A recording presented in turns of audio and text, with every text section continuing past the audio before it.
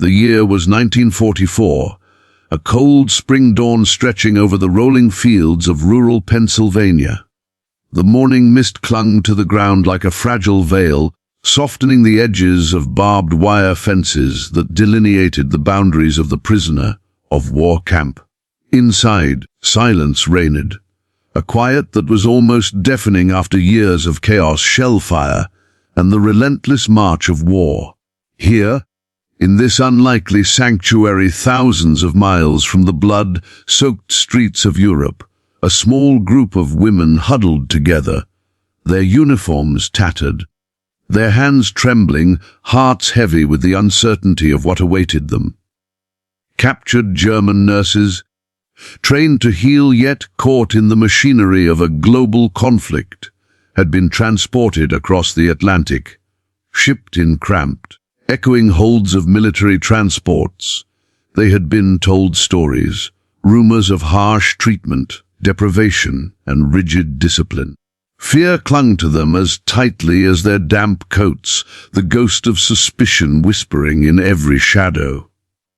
Yet as the sun began to pierce the morning fog, illuminating the neat rows of whitewashed hospital buildings, a new sensation stirred within them awe. This was not the harsh, punitive environment they had imagined. It was something wholly unexpected, a place of care, order, and unexpected humanity.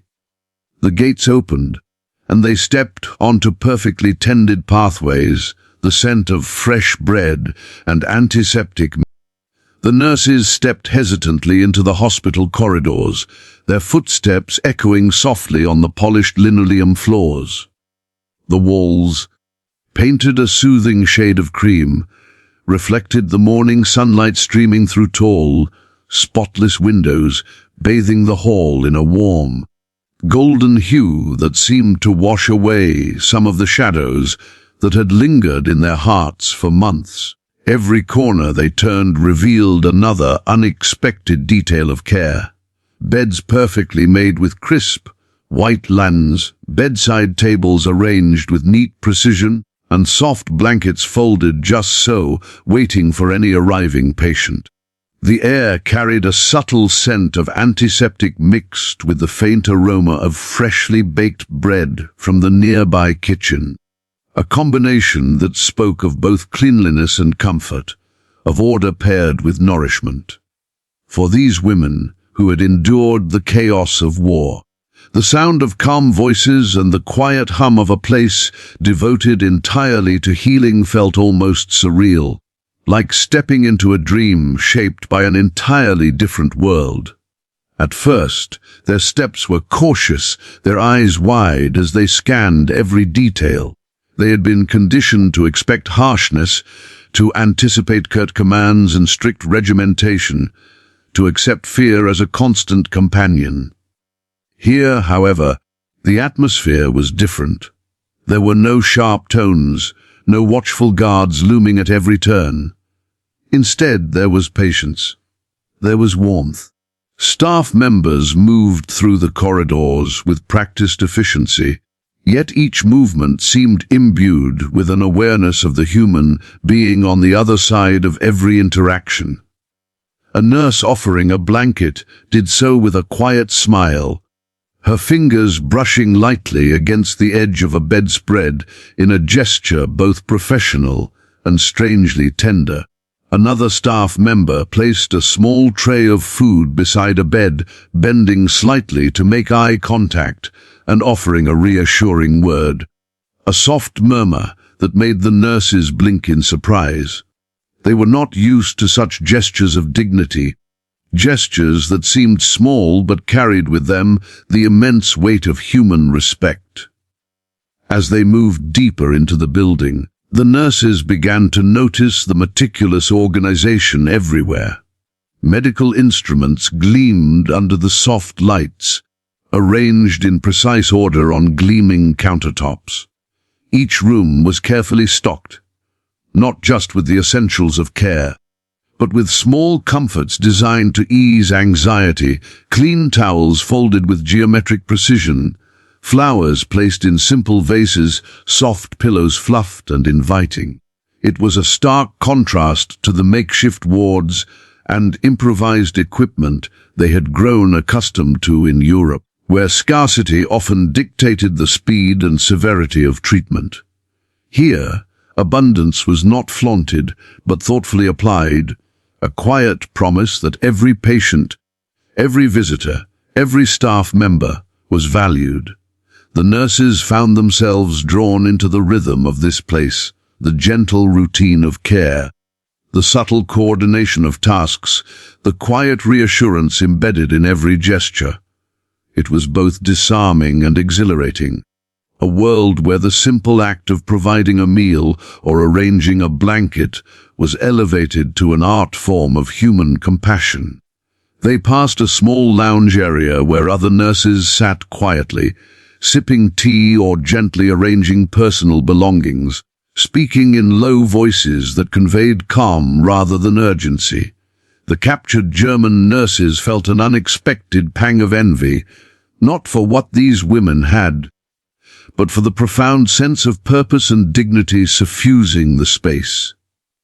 Here, there was order without oppression, attention without condescension.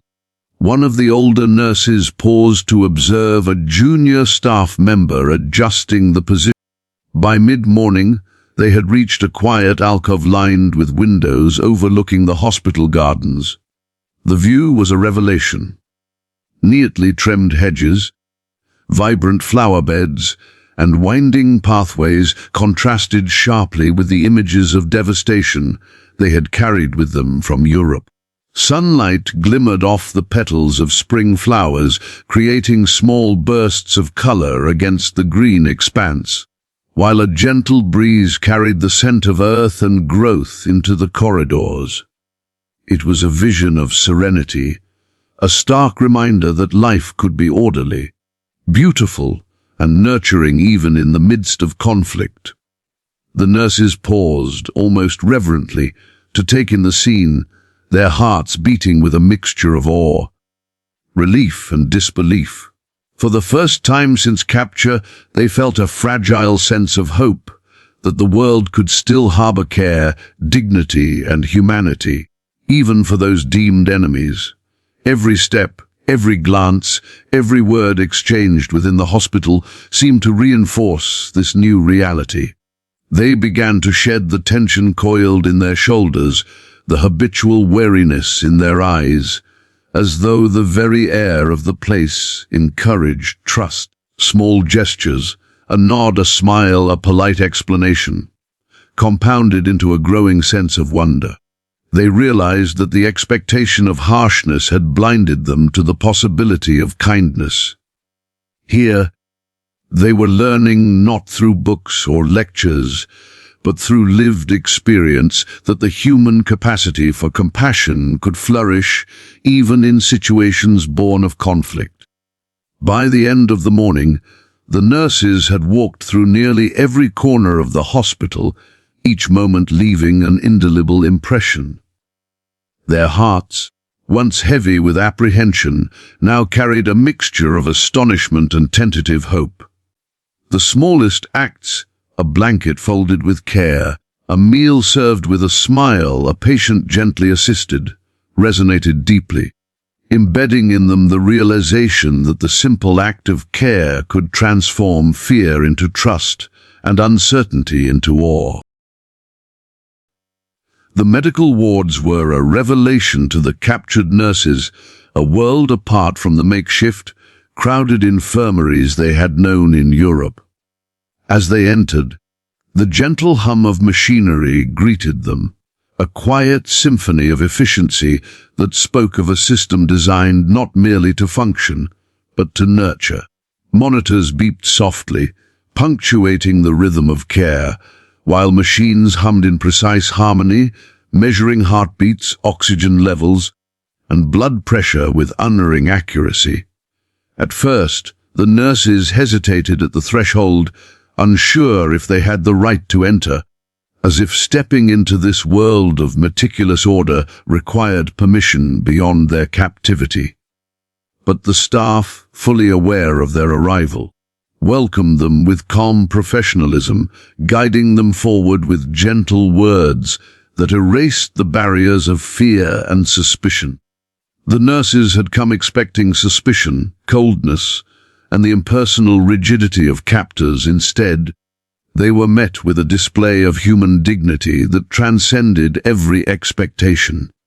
As they walked from bed to bed, the nurses observed a choreography of care that was both precise and profoundly compassionate. Each patient was attended to individually, every movement deliberate and purposeful, yet infused with empathy.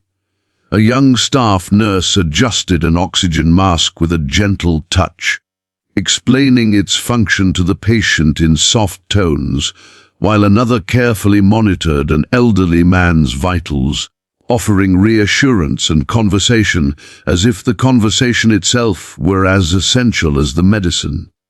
The German nurses, who had spent years administering emergency care in chaos, were struck by the difference in approach. Here, care was not reactive, driven by the urgency of injury or scarcity, but anticipatory, guided by a philosophy that healing required both skill and consideration. They watched, captivated, as a team coordinated the administration of medication, each step following a protocol that allowed for efficiency without diminishing the humanity of the patient. It was a revelation to see such synchronization executed with both technical mastery and warmth. A blend of science and compassion that seemed almost otherworldly compared to the improvised treatments they had once provided. Every detail in the ward reflected an intentional design to comfort as much as to heal. Beds were perfectly aligned, sheets freshly laundered and crisp, pillows plump to support weary bodies, small personal touches, flowers in vases, pictures on the walls, a small clock beside each bed, reminded patients that the world outside of sickness and war continued to exist, and that even here, within the confines of medical care, life retained its dignity. The nurses noticed the abundance of resources that surrounded them: fresh bandages, clean linens, antiseptics, medications, and instruments that gleamed under the soft overhead lights.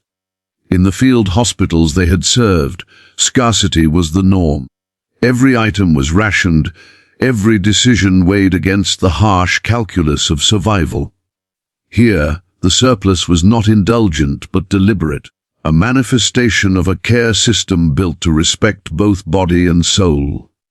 The nurses marveled at the meticulous order, realizing that each object, each gesture, each procedure was part of a larger philosophy, that healing demanded patience, preparation, and a recognition of the individual human being behind every patient gown. They lingered in the observation rooms, watching procedures unfold with a mixture of awe and disbelief. A minor surgery was conducted with fluid precision. Instruments passed silently yet seamlessly between hands, voices calm and measured, eyes focused and unhurried. The nurses noted how communication between staff was direct but courteous, commands given as suggestions rather than orders. Each person accountable not merely for technical execution, but for the well-being of the patient at every step. One nurse could not hide her astonishment as she observed the meticulous recording of vitals, the careful notation of patient responses, and the constant attention to comfort. Every action, she realized, carried with it an acknowledgement of dignity. The patient was not merely a case, not a number on a chart, but a human being deserving of patience, clarity, and respect. It was a stark contrast to the makeshift wards of wartime Europe, where urgency often demanded cold efficiency and humanity was a luxury the nurses could rarely afford. Language barriers added another layer to the nurses' astonishment. While some patients and staff spoke broken German or English, the nurses quickly realized that compassion transcended words. a reassuring touch, a smile. The careful adjustment of a pillow or the gentle placement of a hand conveyed more than speech ever could.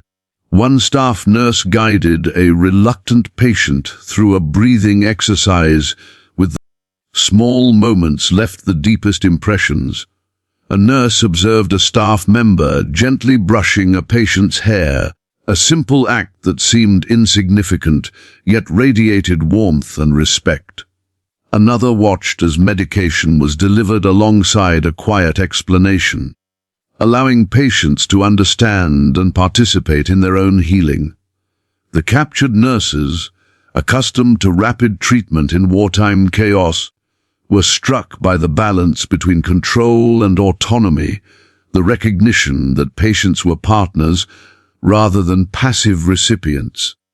Each interaction seemed deliberately designed to reinforce trust, to create an environment where healing could occur not only physically, but emotionally.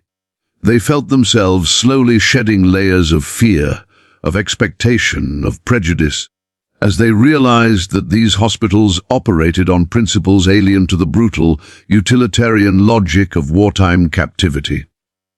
Here, empathy was not accidental. It was the framework upon which every decision rested. The nurses wandered from ward to ward, their awe growing with every observation. They noticed the organization of supplies, the immaculate cleanliness of floors and equipment, and the quiet efficiency of staff moving from patient to patient. Even the smallest details, the placement of chairs to facilitate conversation, the arrangement of reading materials for those bedridden, the soft lighting that eased tension, were deliberate acts of consideration. The contrast with their prior experiences could not have been more stark. In Europe, scarcity had dictated improvisation, and improvisation often demanded sacrifice of comfort, of dignity, of attention to anything beyond immediate survival. Here, abundance was a tool for human flourishing, a recognition that healing required more than medication. It required an environment designed to foster calm, confidence, and trust. By late afternoon, the nurses had absorbed an extraordinary amount of detail. They had watched minor procedures executed with near ceremonial precision, observed interactions between staff and patients that spoke of profound empathy, and seen first-hand how a system designed with both efficiency and humanity could transform fear into acceptance and suspicion into trust. Each moment reinforced a single truth, that the act of care was as much a moral and emotional practice as it was a technical one. The nurses, trained to save lives amid chaos, were learning a new dimension of their profession, one in which skill, preparation, and empathy merged seamlessly to create an environment in which patients were not merely treated, but honored. As they moved toward the exit of the wards, their steps were slower, reflective, almost reverential. They carried with them the sights, sounds, and subtle atmospheres of a hospital that functioned as both sanctuary and classroom, teaching lessons about humanity that transcended the bitterness of war. The day had revealed to them a truth that words alone could never convey, that care, when executed with intention, precision, and empathy, could heal not only bodies but hearts, and that even in the shadow of conflict, the power of human dignity could flourish in unexpected, transformative ways. Meals became an unexpected revelation, a quiet ritual of comfort and shared humanity that the captured German nurses could scarcely have imagined. They had expected bland rations, hastily prepared and served with minimal attention, as they had endured in POW camps across Europe. Instead, they found trays arranged with deliberate care, plates balanced with steaming bowls of soup, fresh bread, butter, and small portions of fruit. The aroma alone was intoxicating. Warm bread mingling with the scent of herbs, the gentle steam rising from the soup curling upward in the soft morning light. The nurses, long accustomed to scarcity and the utilitarian nature of survival, were astonished. The meal itself seemed to convey a message that here, even amidst the machinery of war and captivity, human dignity mattered, and every act, even something as simple as serving food, could be an expression of respect and empathy. The nurses were ushered to long tables, the surface polished and gleaming. Chairs neatly aligned as though anticipating a gathering of both patients and staff alike. They took their seats cautiously, almost hesitant to fully accept the invitation, as if expecting a hidden reprimand to follow the unexpected generosity. Around them, American nurses and orderlies moved with calm efficiency, serving trays with soft words and gentle gestures, engaging in conversation that bridged language barriers and former hostilities. The captured nurses watched carefully, noting the ease with which the staff balanced efficiency with courtesy, delivering not just nourishment but reassurance. Each exchange, each smile, each careful placement of utensils seemed to carry the invisible weight of a philosophy they had never encountered, that care could be deliberate, precise, and profoundly human all at once. As they began to eat, the German nurses noticed subtle details that only heightened their astonishment. Each dish had been thoughtfully prepared, not merely to fill the stomach, but to provide comfort, warmth, and sustenance for the body and spirit alike. Even the smallest morsels were plated with care, a visual representation of order and attentiveness. They observed the rhythm of the room, the quiet hum of conversation, punctuated by laughter and soft murmurs, the clink of utensils on porcelain, the occasional exchange of words in English and German, tentative but sincere. It was a dance of civility and connection, an unspoken bridge across the divides of nationality, allegiance, and past suspicion. For the nurses, who had lived under the constant pressure of hierarchy and fear, it was an almost intoxicating experience, a reminder that hospitality and care could exist even for those deemed enemy. The act of sharing a meal became a subtle education in humanity. They watched American nurses engaging with patients in ways that encouraged dialogue and participation, rather than passive acceptance. Questions were welcomed, concerns were acknowledged, and small adjustments, rearranging a napkin, offering a second helping, ensuring that a patient could reach condiments, were treated with the utmost attention. The captured nurses had spent years tending to others in emergency conditions, where urgency often outweighed patience, and efficiency often trumped empathy. Here, they witnessed a new paradigm: care that honored autonomy, respected dignity, and treated each individual as a partner in the act of recovery. The realization slowly sank in that what they were experiencing was not merely sustenance for the body, but nourishment for the soul, a deliberate cultivation of trust, comfort, and respect. Beyond the technicalities of the meal itself, the nurses were struck by the atmosphere that surrounded it. The dining hall was not a sterile, impersonal room, but a space suffused with light, order, and subtle warmth. Windows framed views of the hospital gardens, sunlight filtering through panes to cast soft patterns on the tables. Small touches, folded napkins, flowers in vases, the careful placement of trays, enhanced the sense that this was a place of consideration, a space where every detail mattered. The nurses observed their fellow POWs and American patients interacting across the table, tentative gestures slowly blossoming into friendly conversation, smiles emerging where suspicion had once lingered. It was a scene of reconciliation, not imposed by rules, but nurtured through shared humanity. Conversation became a bridge across language and history.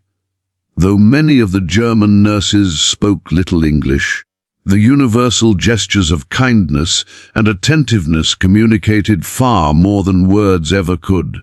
Staff and patients alike responded with patience, using gestures, expressions, and simple phrases to ensure understanding and participation. One young nurse observed a fellow POW struggling to eat with an unfamiliar utensil. An American orderly knelt beside her, offering guidance with gentle hands and soft words. The captured nurse's eyes widened with a mixture of relief and astonishment, a stark contrast to the fear and suspicion that had dominated her journey across the Atlantic. These moments, repeated in small variations throughout the dining hall, began to accumulate into a profound sense of wonder that human care, unbound by nationality or enmity, could create a tangible sense of trust, comfort, and even joy. As the nurses continued to observe and participate in mealtime, they noticed how food and hospitality became tools of healing beyond the physical. Conversations flowed more freely, laughter occasionally bubbled to the surface, and subtle bonds began to form. They realized that nourishment was not only about calories or nutrients. It was about communication, reassurance, and the slow reconstruction of trust in a world that had often seemed devoid of it. In sharing these meals, they began to perceive the depth of intention behind every aspect of the hospital's operation. The meticulous care in every procedure, the warm attention to personal comfort, and now, the mindful cultivation of social and emotional well-being. This was a holistic philosophy, one that saw healing as encompassing the full spectrum of human experience, not merely the alleviation of wounds or illness. The nurses themselves began to reflect on their own training and experiences, contrasting what they had known with what they were witnessing. They had worked in scarcity, improvising and prioritizing survival over comfort, efficiency over empathy. Here, in the quiet dignity of mealtime, they saw an alternative, a system in which efficiency and empathy were not opposing forces but mutually reinforcing. Each tray delivered with care, each gentle word spoken across the table, each careful consideration of a patient's comfort reinforced a single truth, that the act of caring was most powerful when executed with intention, presence, and respect. Slowly, layers of fear, distrust, and suspicion that had accumulated over months of captivity began to dissolve, replaced by a cautious optimism, a fragile but growing sense of hope that humanity could endure even amidst conflict. By the end of the meal, the nurses were changed, not in outward circumstance, but in perspective. The simple act of being fed with attention, being treated as a human being deserving of comfort, had shifted something deep within them. They carried with them the realization that kindness was not merely a courtesy, but a deliberate, transformative force. As they rose from the table, trays empty but hearts full, the German nurses felt a mixture of awe, gratitude, and tentative trust. The memory of this mealtime, the smells, the warmth, the conversation, and the subtle gestures of care would linger long after they had returned to their quarters, a living testament to the power of compassion to transcend boundaries and rebuild bridges in even the most unlikely places.